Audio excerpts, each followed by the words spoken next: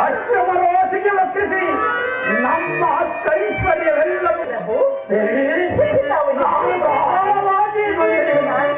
ಸದಾ ಜಾಗರೂಕವಾಗಿರುವಲ್ಲಿ ನಾವೇಕೆ ಆ ಪರಮಾತ್ಮನಾದ ಶನಿದೇವನಿಗೆ ಹೆದರಬೇಕು?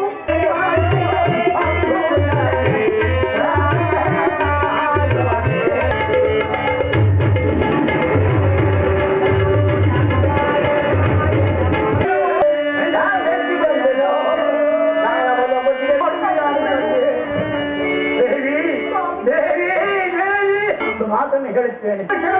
ಏನೇ ಕಷ್ಟ ಬಂದರೂ ಅನುಭವಿಸಿ ನಂತರ ಬಂದು ನಿನ್ನನ್ನು ಬೇಡಿಕೊಳ್ಳಿ.